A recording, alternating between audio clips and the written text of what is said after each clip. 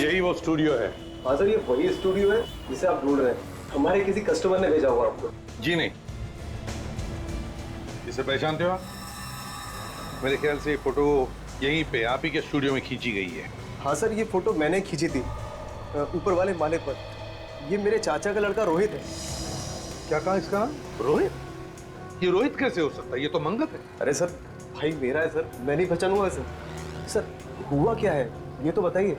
हम लोग सीआईडी से हैं। दो खून किए हैं आपके इस भाई ने, समझे? दो खून? हाँ, दो खून चाहिए हमें वो। सर ये तो आपको नहीं मिल पाएगा सर। बकवास बंद करो और बताओ कहाँ पर है ये। सर ये तो 2 साल पहले मर चुका है। ये 2 साल पहले मर चुका है? हाँ सर।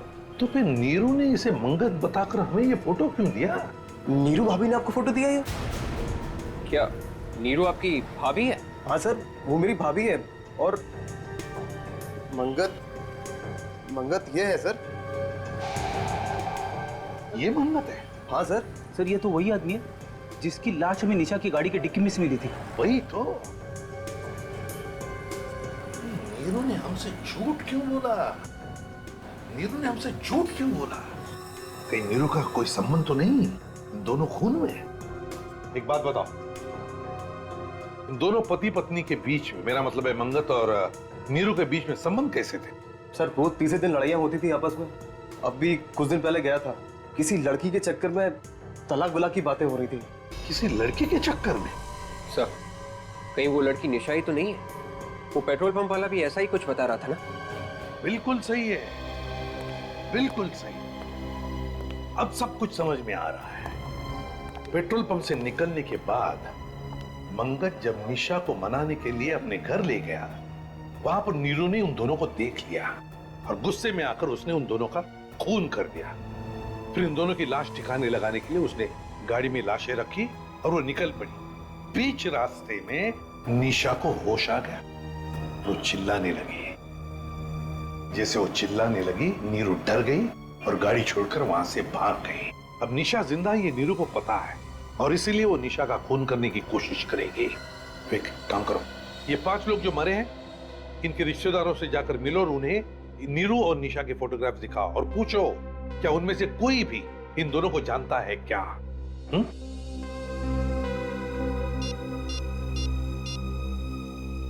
अभिजीत, जल्दी सिटी लाइफ हॉस्पिटल पहुंच जाओ, फ्रेडी भी वहीं पर आएगा।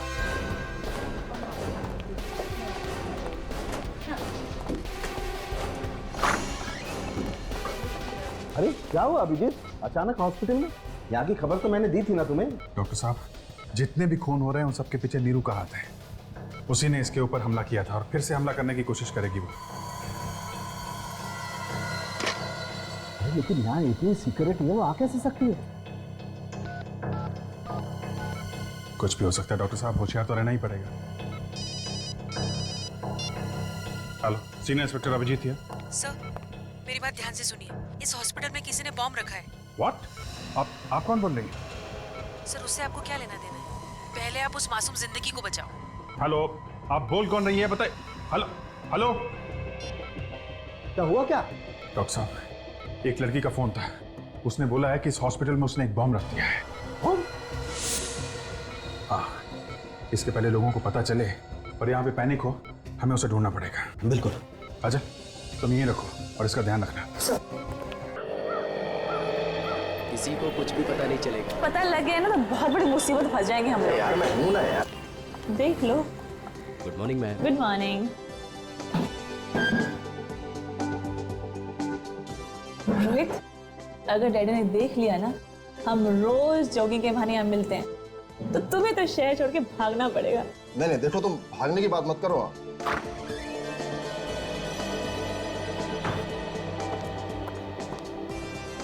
तो पानी वाली दिया? सर आपने ही तो कहा था जब तक मांगे ना पानी मत देना, देना तो मिनरल वाटर। जाके पानी दो।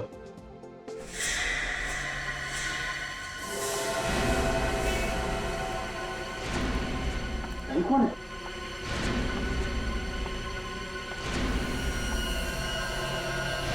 अरे क्या हुआ तुम्हें?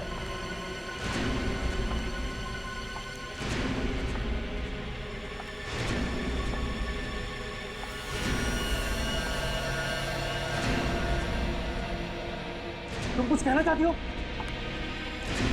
खून? भाई भाई रोको उसे। तुम कुछ कहना चाहते हो? अरे क्या हुआ सर्दी को? भाई कोई फोन करो सीआईडी को। मैं कहती। Hello hello CID.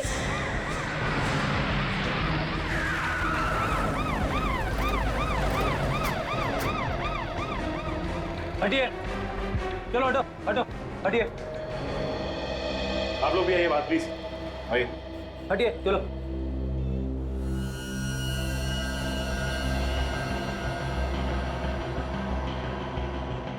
बॉस, ये लड़की जिंदा है, हॉस्पिटल लेके जाना पड़ेगा। विवेक, स्ट्रेचर मंगवा। Yes sir.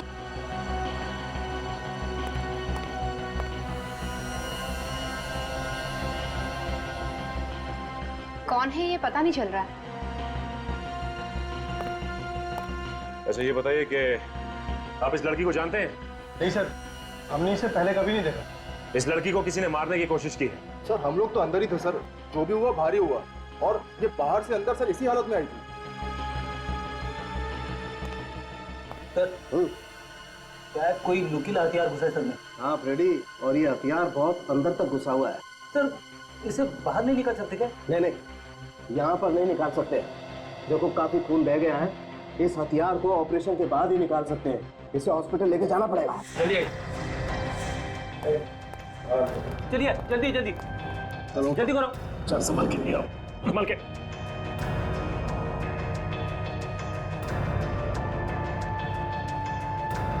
चलो ले जाओ, चलो लेके जाओ तुरंत।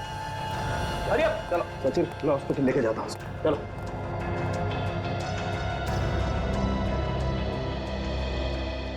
आप लोग प्लीज आगे आइए, प्लीज। अच्छा ये बताइए कि ये लड़की ये आप लोगों के सामने आई थी ना? Yes sir. तो आप लोगों को पता कैसे नहीं कुछ? अरे कम से कम ये तो बताइए, कोई था उस लड़की के साथ? नहीं सर, आई तो अकेले ही थी, पर कुछ कहने की कोशिश कर रही थी, लेकिन समझ नहीं आ रहा था क्या कहना चाहती है। सर ऐसा लग रहा था जैसे वो हमला करने वाले के बारे में कुछ बताना चाहती है। इसका मतलब हमला कहीं आसपास ही हुआ है। हाँ, और अगर हमला यहीं कहीं हुआ है तो जरूर किसी न किसी ने तो देखा ही होगा। अच्छी बात है अगर किसी ने देखा है तो। एक काम करते हैं, सड़क पे यहाँ आसपास पूछताछ करते हैं। एक काम करते हैं, बाजू वाली दुकान खुली है, इससे पूछते हैं। भाई साहब जरा यहाँ आइए। कहिए। अच्छा ये बताइए कि यहाँ पे कुछ लोगों को एक लड़की पे हमला करते हुए देखा क्या? उसको मारने की कोशिश की किसी ने? लड़की पे हमला? नहीं, मैंने तो ऐसा कुछ नहीं देखा। मैं तो अभी अभी आया हूँ, अभी अभी दुकान खुली है। आप बाजू वाले से पूछिए, वो जल्दी आता है, शायद उसने देखा हो। ठीक है, थैंक यू।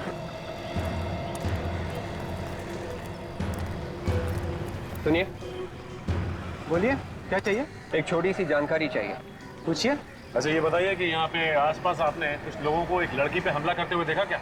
उसकी जान लेने की कोशिश की है किसी ने? नहीं तो मैंने तो नहीं देखा। देखिए, उस लड़की पे हमला यहीं कहीं हुआ। यहीं पर हुआ है? तो मैंने कैसे नहीं देखा? वही तो हम पूछ रहे हैं, देखा कैसे नहीं? शायद सुबह आने से पहले हुआ हो, क्योंकि जब मैं आया था तब कोई शोर शराबा भी नहीं था। ठीक है, थैंक्स। बड़ी अजीब बात है, लड़की पे हमला हुआ और किसी ने देखा तक नहीं। पहले भी ऐसा हो चुका है। बिल्कुल ऐसे ही वार किया गया था सिर पे। उसमें भी मरने वाले के सिर पे नोकीली चीज से पीछे ही वार किया गया था। एक काम करता हूँ, मैं इस केस के बारे में एसीपी सर को इन्फॉर्म कर देता हूँ।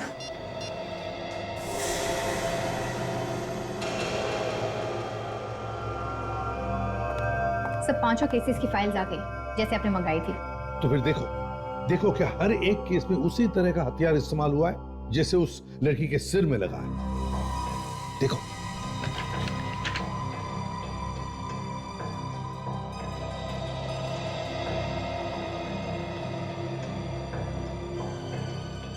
हाँ सर, हथियार तो एकदम वैसा ही है जैसे बाकी के केस रिपोर्ट में दिखाया गया है। और सर पोस्टमार्टम की रिपोर्ट में लिखा है कि इन 5 के खून एक ही तरीके से किए गए हैं। और एक बात नोटिस की तुमने इन 5 केसेस में? ये 5 के 5 खून 3 साल में हुए, मगर हर खून के बीच में 6 महीने का समय बीता है। और सर रिपोर्ट्स में ये भी लिखा है कि 5 की लाशें मठ के किसी दलदल में पड़ी मिली। क्योंकि खूनी जानता है कि दलदल की जैसे कोई अच्छी जगह हो ही नहीं सकती अगर लाश को ठिकाने लगाना है तो। हाँ सर, मगर ये खूनी इस वक्त हो कहाँ सकता है?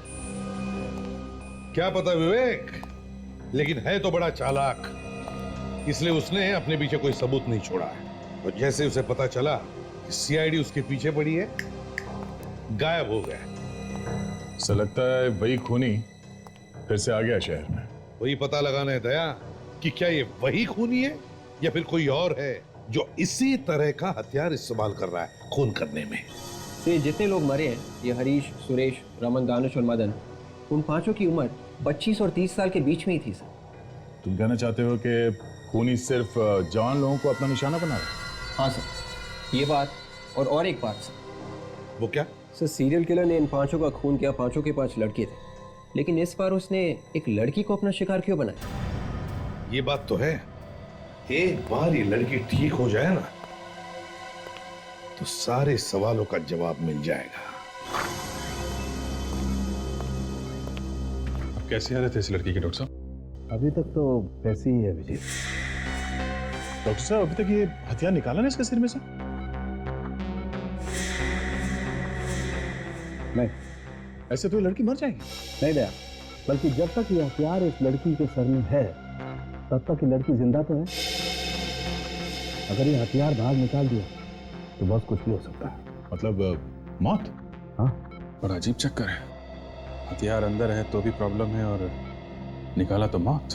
देखो मैं बताता हूँ,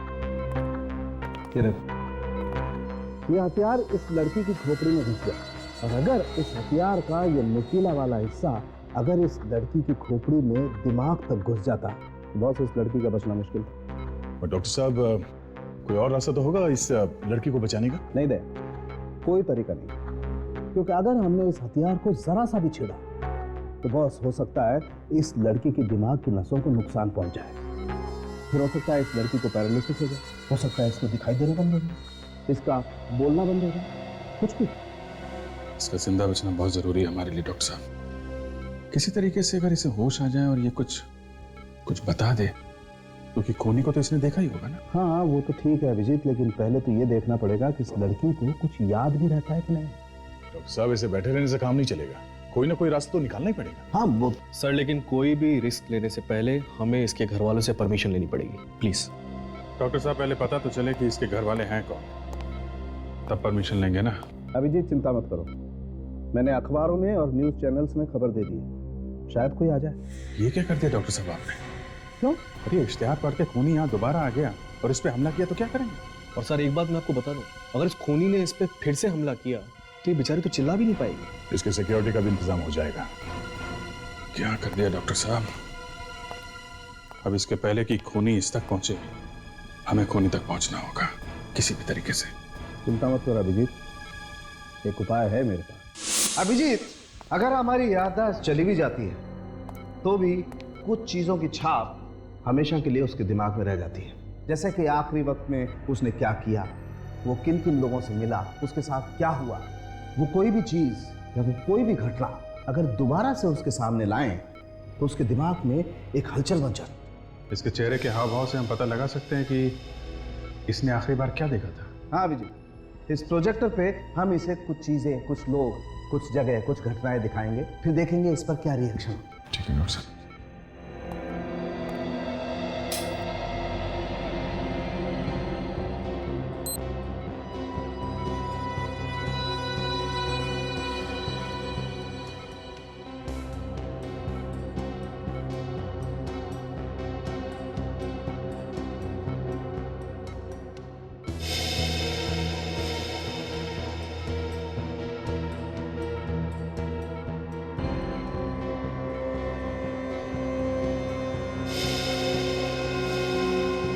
डॉक्टर साहब, इसे कुछ क्रिमिनल्स की फोटो दिखाते हैं, खूनी की, शायद उसे देख के कुछ हलचल हो।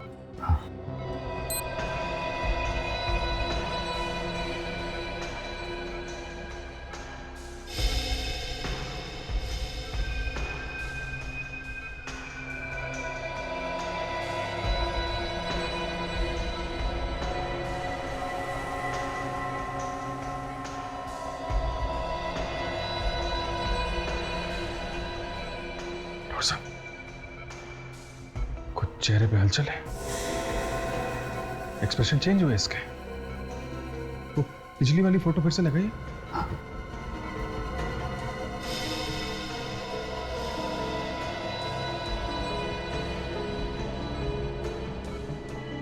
इस फोटो को देख के तो कोई एक्सप्रेशन चेंज नहीं हुआ। सर अब अगला इमेज फिर से दिखाइए।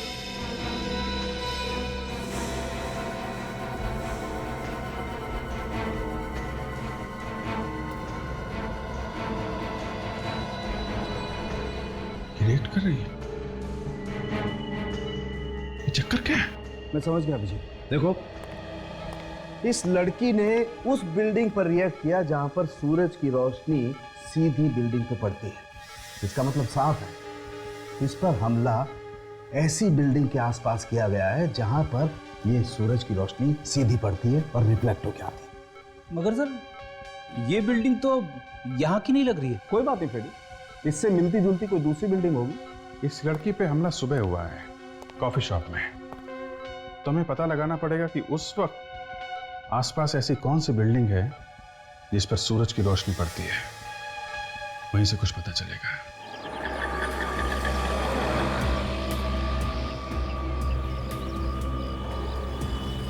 सर लगता है इन बिल्डिंग में से ही कोई बिल्डिंग होगी सर।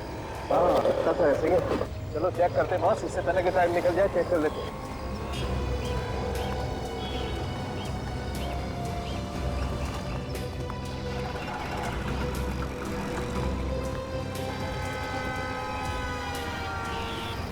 बिल्डिंग ये देखो, सन डायरेक्ट इस बिल्डिंग पर पड़ रहा है। सर ये तो बिल्कुल वैसी बिल्डिंग है जैसे प्रोजेक्टर से देखी थी हमने। बिल्कुल बिल्कुल फ्रेडी, तुम ठीक कह रहे हो, ऐसी ही बिल्डिंग है। इसका मतलब इस बिल्डिंग के आसपास ही कुछ ना कुछ हुआ है उस लड़की को। सर अगर इसके आसपास ही कुछ हुआ है तो हमें यहाँ कुछ ना कुछ मिलना चाहिए। बिल्कुल मिलना चाहिए। चलो चेक करते हैं। एक मिनट सचिन, ये कुछ खून जैसा है। यस बॉस, ये तो खून ही है। चल के देखते हैं सर। सचिन ये देखो खून के निशान इस तरफ। सर उनके साथ देखते ही ये खून के निशान कहाँ तक जाते हैं।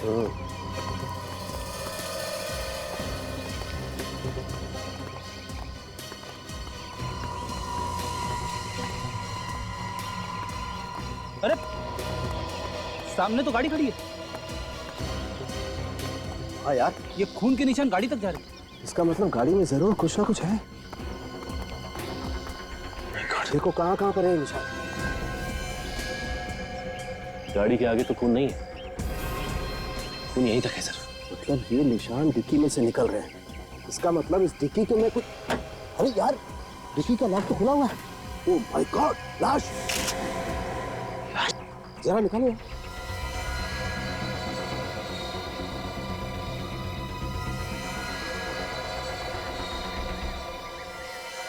खून निकल कहां से रहा है इसके?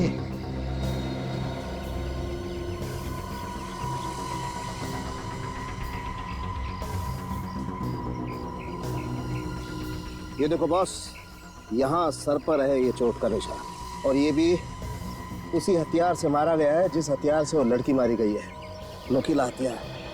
घाव काफी गहरा है बॉस। काजल देखो इसके पास से कुछ आईडी वाईडी मिलता है क्या?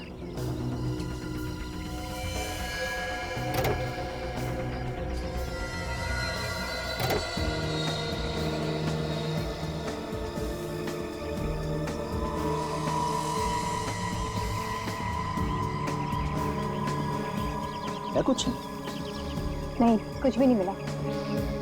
सर कार की पिछली सीट पे खून लगा है। यस, और आगे की सीट पे भी बहुत सारा खून है। एक मिनट जरा सैंपल ले लेते हैं।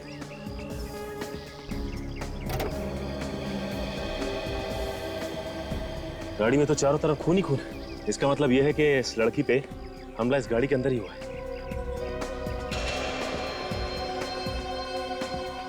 देखो विवेक, कुछ और मिलता है क्या?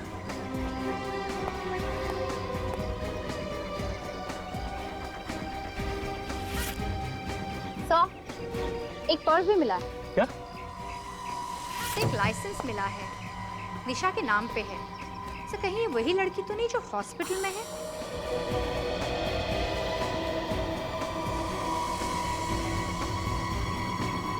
इसमें पेट्रोल पंप का रिसीट है। कल शाम को इस गाड़ी में पेट्रोल भराया गया था क्रेडिट कार्ड से। एक बात तो साफ हो गई, जिस लड़की के सिर में नुकीला हथियार घुसा है, ये कार उसी की है और उसी का नाम निशा है। सचिन, मैं इस लाश को लैब लेके जाता हूँ। हाँ सर। फ्रेडी काजल, तुम इस सोमगम पेट्रोल पंप पे जाके देखो, कुछ मिलता है क्या?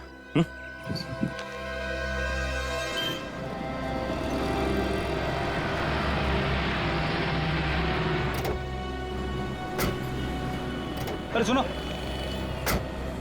ये लड़की यहाँ पे आई थी क्या पेट्रोल भरवाने? आप लोग सर? हम लोग सीआईडी से। अच्छा, हाँ सर आई थी, कल शाम को आई थी। तुम जानते हो इसे? हाँ सर जानते हैं, ये तो हमारी निशा मैम है, हमारी रेगुलर कस्टमर हैं। और कल तो हमारे मंगत साहब से इनका झगड़ा भी हो गया था। ये मंगत कौन है? हमारे मैनेजर साहब। मैनेजर के साथ झगड़ा हुआ? किस बात पे? ये तो पता नहीं साहब किस बात पे, लेकिन हाँ बात बहुत बढ़ गई थी साहब। अच्छा, बुलाओ जरा तुम्हारे इस मंगत को। सर वो तो आज आए नहीं। क्यों, कहाँ गए? सर झगड़े के बाद जब निशा मैडम यहाँ से गई तो वो भी पीछे पीछे चले गए और उसके बाद अभी तक नहीं आए वो। सर मुझे तो लगता है ये मंगत ही है जिसने निशा पे हमला किया। नहीं नहीं मैम, ऐसा क्यों करेंगे वो? मंगत साहब और निशा मैम तो आपस में दोस्त हैं। निशा और मंगत दोस्त है? हाँ सर, उस दिन जब मैम यहाँ से गई तो पीछे पीछे सर भी गए, तो हमने सोचा वो मनाने गए होंगे, लेकिन जाते जाते निशा मैम बोल रही थी कि तुम मुझे ऐसे नहीं छोड़ सकते। तो हमें इस मंगत से मिलना होगा। इस मंगत का एड्रेस दो। आराम नगर में रहते हैं सर, 2/26 में।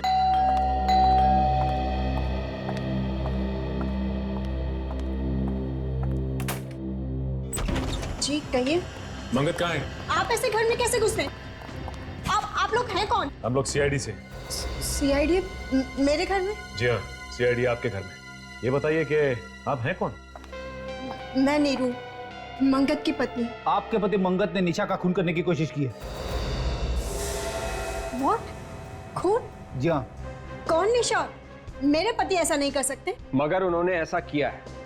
वो लड़की निशा हॉस्पिटल में जिंदगी और मौत के बीच में झूल रही है। ये बताइए कि आपका पति मंगत है कहाँ इस वक्त? जी मुझे नहीं मालूम, वो पता नहीं अचानक से कहाँ चले गए। पता नहीं कहाँ चले गए? मतलब? अचानक से गायब हो गए। कब से गायब है?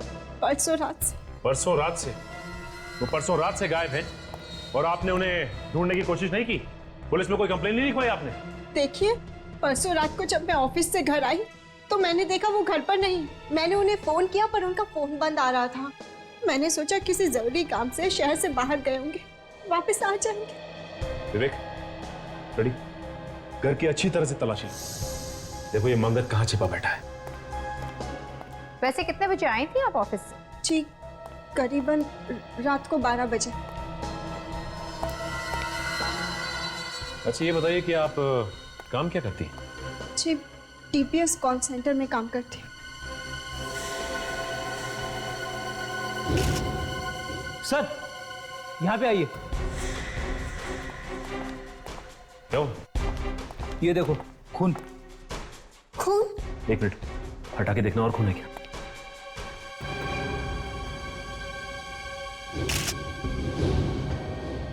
ओह माय गॉड, इतना सारा खून। मैडम आप ये बताइए कि ये खून आया कहाँ से इतना सारा? पता नहीं, ये खून कहाँ से आया?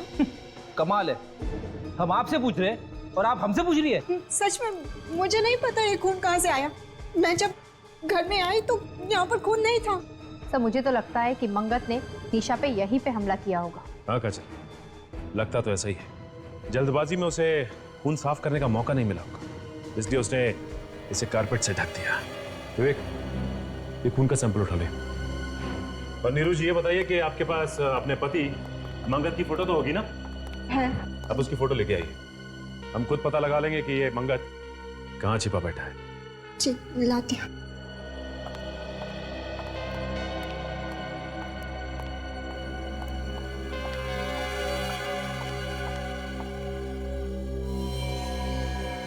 इस मंगत की फोटो को हर पुलिस स्टेशन, हर अखबार और हर न्यूज चैनल में दे दो। कोई ना कोई तो हमें इसके बारे में जरूर बताएगा।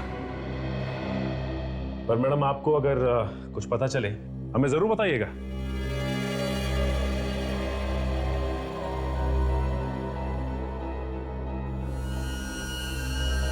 सचिन, इस आदमी के सर में भी ठीक वैसा ही घाव है जैसा हमें पुरानी लाशों में मिला था। 2 इंच चौड़ा और 3 इंच गहरा।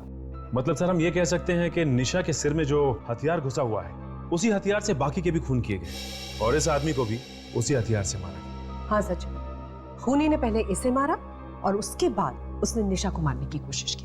अच्छा, जो कार में से खून मिला था उससे कुछ पता चला क्या?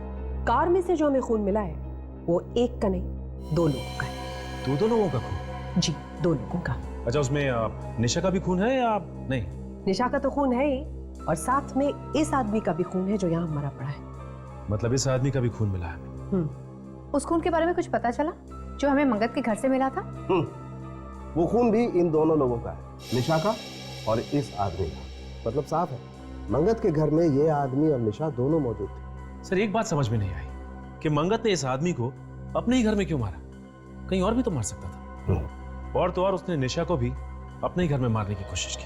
सर, निशा के ड्राइविंग लाइसेंस पे जो एड्रेस लिखा था वहां पे मैं गया था। निशा के साथ एक लड़की रहती है, उसकी रूममेट दिव्या, वही बताएगी इस आदमी के बारे में। वो लड़की है कहाँ पे? वो सिटी लाइफ हॉस्पिटल में आने वाली है निशा से मिलने। इस लड़की से पूछना पड़ेगा ये आदमी है कौन। क्या इतने दिनों के बाद एक काम करने के लिए दिया और तुमने अभी तक किया ही नहीं? तुम तो दिन रात ऐसे ही लोगों के बीच में रहते हो ना। फिर देख, एक बात सुन ले, मुझे मालूम है अभी भी तुम चोरी करते हो और पॉकेट भी मारते हो। नहीं, तू मेरी बात सुन, मुझे सब कुछ मालूम है और कैसे भी करके इस आदमी के बारे में मुझे खबर लाके, कहाँ छुपा है, किसने छुपाया है, सब कुछ फिर से अपनी चोर कंपनी से पूछ और जल्दी से जल्दी बता।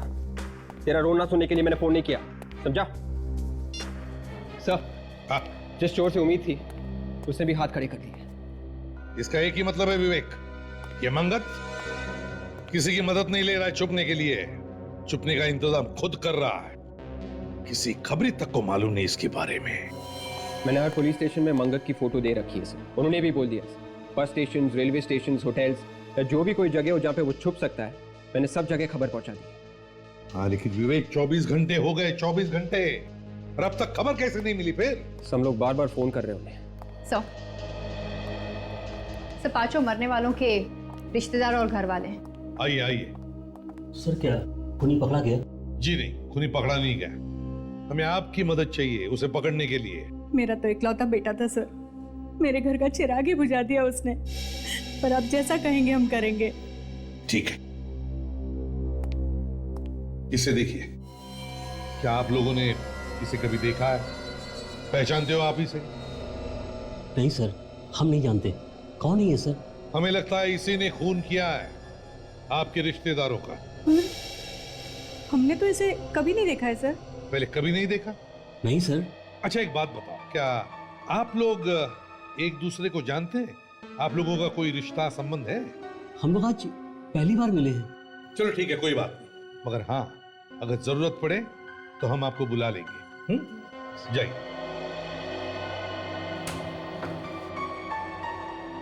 बड़ी अजीब बात है, ये लोग एक दूसरे को जानते तक नहीं, ना कोई रिश्ता संबंध है, ना इन लोगों ने मंगत को भी देखा है, फिर भी इनके रिश्तेदारों का ही खून क्यों हुआ? सर, हो सकता है खूनी ने खून करने के बाद अपना नाम और हुलिया वगैरह बदल दिया हो सकता है।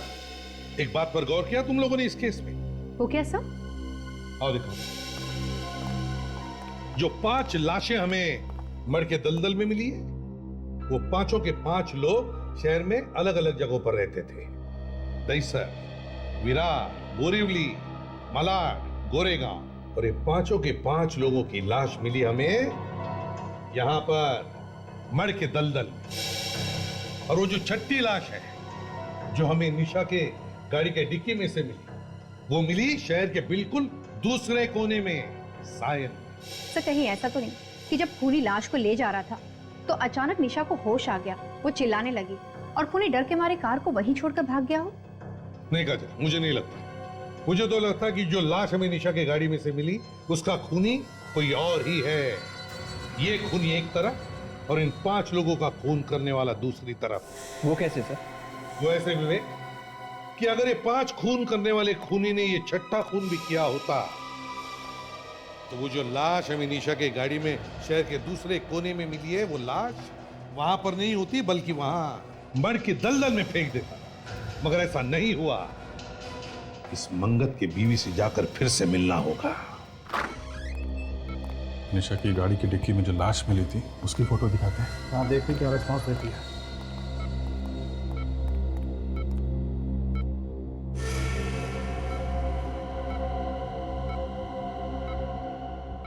चेहरे पे खुशी आ गई है,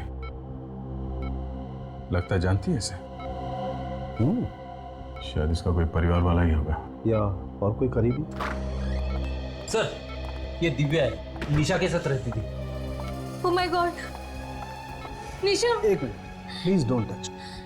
इसकी ये हालत किसने की है? जिसने भी किया है बहुत जल्दी पकड़ा जाएगा। आप ये फोटो देखिए, इस आदमी को जानती हैं आप? नहीं सर, मैंने इसे कभी नहीं देखा।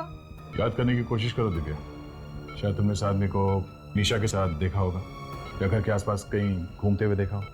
नहीं सर, मैं तो इसे पहली बार देख रही हूँ। इस आदमी की लाश हमें निशा की कार की डिक्की में मिली है। कार की डिक्की में लाश? जी, यह आदमी कहीं निशा का बॉयफ्रेंड तो नहीं था ना? बॉयफ्रेंड हो सकता है सर, लेकिन मैं इसके बारे में आप लोगों को कुछ नहीं बता सकती। क्यों? आप तो इसके साथ रहती हैं, आपको तो काफी कुछ मालूम होना चाहिए। नहीं सर, बॉयफ्रेंड के बारे में निशा ने कभी कोई बात नहीं की, ना मुझसे ना मेरे सामने। इसके बारे में कुछ भी बताना बहुत ही मुश्किल होगा। ठीक है, अभी आप जा सकते हैं, जरूरत पड़ेगी तो आपको दोबारा बुलाएंगे। जी सर। Thank you.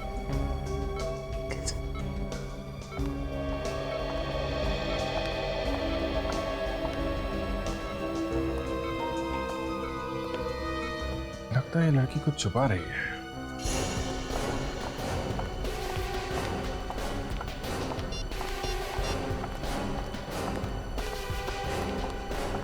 इसका तो मोबाइल स्विच ऑफ आ रहा है। और ये क्या है? घर पे भी ताला लगा हुआ। ये नीरू गई कहाँ?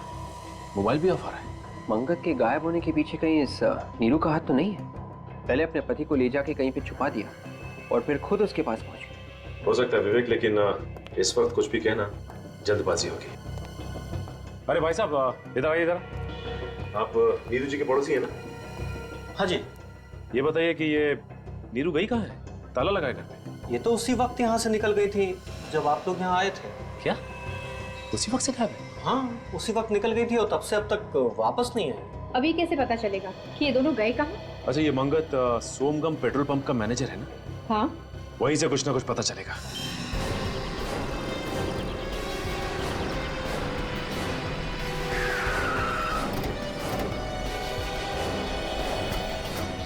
क्या हुआ है यहाँ पे? इतने सारे लोग काम धंधा छोड़ के कैबिन के बाहर क्यों खड़े हैं भीड़ लगा के? तो मुझे तो लगता है कोई गड़बड़ हो गई है। क्या भीड़ लगा रखी है? चलो हटो, हटिए हटिए। क्या हुआ है? तो किसी ने कंप्यूटर की हार्ड डिस्क चोरी कर ली सर। क्या? इतने सारे लोगों के सामने कंप्यूटर की हार्ड डिस्क चुरा ली, वो भी दिन दहाड़े? चारों तरफ लोग ही लोग हैं। ये क्या है? कमरे का सारा सामान भी बिखरा पड़ा है। किसने किया है? पता नहीं सर। पता नहीं मतलब? आप लोग थे ना यहाँ पर? मैम, हम लोग तो उस तरफ काम कर रहे थे और कमरे में कोई भी नहीं था। एकाएक मैं यहाँ आता हूँ तो देखता हूँ कि कंप्यूटर की हार्ड डिस्क गायब है और सारा सामान बिखरा पड़ा है। किसी को देखा यहाँ से भागते हुए? नहीं मैम, भागते तो किसी को नहीं देखा। नहीं नहीं नहीं, तुम झूठ बोल रहे हो। सर, मैं झूठ क्यों बोलूंगा सर? मैं तो पहले ही से डरा हुआ हूँ। हार्ड डिस्क चोरी होगी, उसमें सारे रिकॉर्ड थे। अब मालिक अलग से तंग करेगा। एम्प्लॉइज का सारा रिकॉर्ड्स भी था उसमें? हाँ सर। अच्छा, मंगत के बारे में तुम और क्या जानते हो? मैम, मुझे और कुछ भी नहीं मालूम। जो भी मालूम था सब बता चुका हूँ। ये मंगत कितने दिनों से काम कर रहा था यहाँ पे? यही कोई 2 महीने। मंगत के परिवार वाले या उसके रिश्तेदारों के बारे में कुछ जानते हो? मैम, उनके रिश्तेदारों से हमें क्या लेना देना? इससे पहले कहाँ पे काम करता था वो? ये भी नहीं मालूम। तो मुझे तो लगता है कि ये हार्ड डिस्क नीरू ने ही चुराया है। चुरा के जाएगी कहाँ? सीआईडी उसे पकड़ ही लेगी।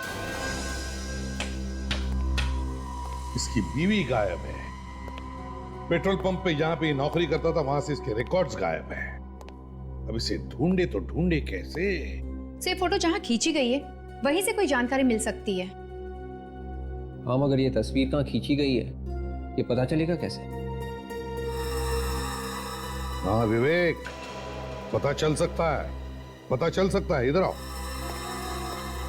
Yes sir. देखो फोटो में पीछे की तरफ कुछ दिख रहा है,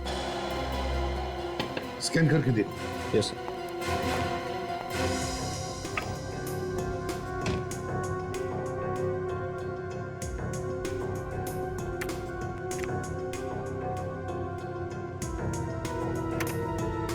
सर। ये देखो विवेक, इस आदमी के पीछे देखो, है ना, एक लाइट रखी गई है, वैसी लाइट जैसे एक फोटो स्टूडियो में रखी होती है फोटो खींचते वक्त। हाँ सर। लगता है ये फोटो किसी फोटो स्टूडियो में खींचा गया है। लगता तो वही है। और जरा जूम करो इसमें।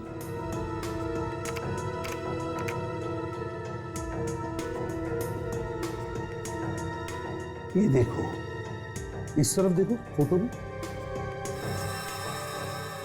खिड़की जैसी है। सर खिड़की के बाहर कुछ दिख रहा है, लेकिन साफ साफ नहीं दिख रहा। हाँ, साफ दिख नहीं रहा है, उसे शार्प करो जरा, शार्प करो। Yes sir.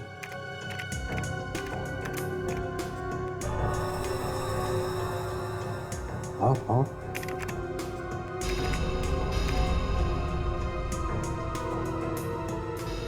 RASM, ये क्या है? आई सर, आई। रश्मि थिएटर।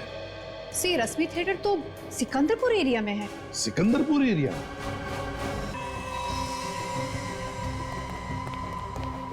पूरा हॉस्पिटल अच्छी तरीके से चेक करना पड़ेगा। बम स्क्वाड को फोन करो। सर, कहीं उनके आने से पहले बम फट गया तो? क्या मतलब, भागना चाहते हो? नहीं, भागना है तो अभी निकल जाओ, निकलो यहाँ से। सर, मैं अपनी जान देने के लिए तैयार हूँ सर। ठीक है, ढूंढो, तब तक मैं चेक करता हूँ ये नंबर कहाँ से आता।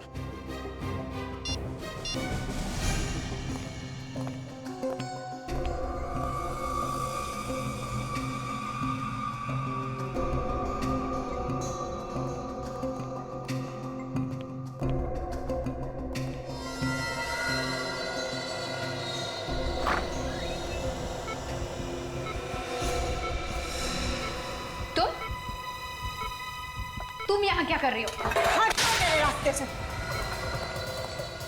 Hello hello, city hospital? City hospital? ये सिटी हॉस्पिटल का नंबर है? हाँ सर, क्या हुआ? नहीं कुछ नहीं, मैं आपको बाद में फोन करता हूँ। मैंने कहा हट जाओ मेरे रास्ते से। अपने आप को हमारे हवाले कर दो। मैंने कहा हट जाओ मेरे रास्ते से।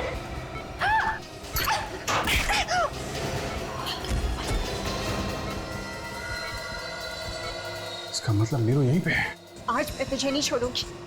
तूने मेरे से मेरा सुहाग छीना है। क्या हुआ? सर वो बॉम्ब की बात नकली थी, ये मीरू यहीं पे है, इसकी जान को खतरा है। आज मैं तुझे नहीं छोड़ूंगी। बस मीरू, तुम्हारा खेल खत्म हो गया।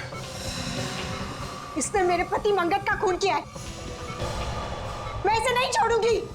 नहीं नहीं, देखो जो तुम कर रही हो बहुत गलत कर रही हो। ये चाकू मुझे दो। मैंने कहा हट जाओ मेरे रास्ते से, जाओ यहाँ से। देखो अगर इसने कुछ किया तो इसकी सजा कानून देगा। ये चाकू दो मुझे। नहीं दूंगी, कहा ना। चाकू दो।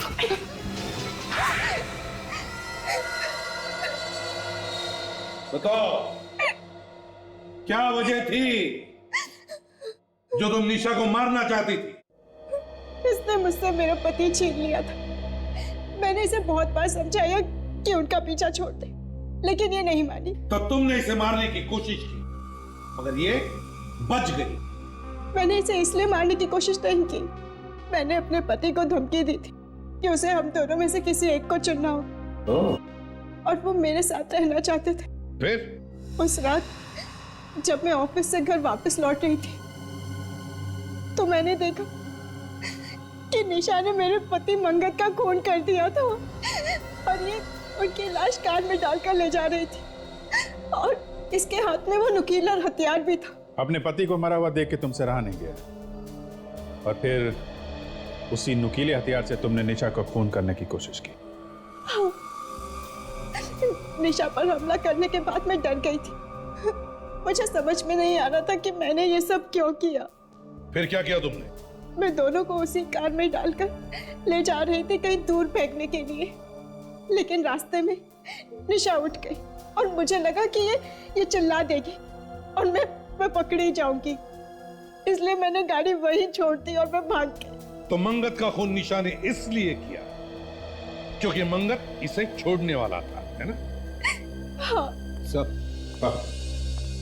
सर आपने जिस कनेक्शन के बारे में पता करने के लिए कहा था निशा और उन मरे हुए 5 लोगों के बीच कनेक्शन मिला? हाँ सर, आपका शक बिल्कुल सही निकला सर। निशा को वो सब लोग जानते हैं सर। उनके परिवार वालों ने ये भी कहा है कि निशा को उन सब के साथ अफेयर चल रहा था, और जैसे ही निशा ने उन सब के साथ संबंध तोड़ा, उसके कुछ ही दिनों बाद उन सब का खून हो गया। तो निशा ही वो सीरियल किलर है जिसकी हमें तलाश थी। 6 खून किए इस निशा ने। मगर नीरू, तुम माना कि निशा ने तुम्हारे पति का खून किया, लेकिन इसका मतलब ये नहीं कि तुम कानून को अपने हाथ में लो। पुलिस की मदद ले सकती थी तुम, लेकिन तुमने नहीं ली। अब इस गुनाह की सजा भी मिलेगी तुम्हें, शायद जिंदगी भर जेल।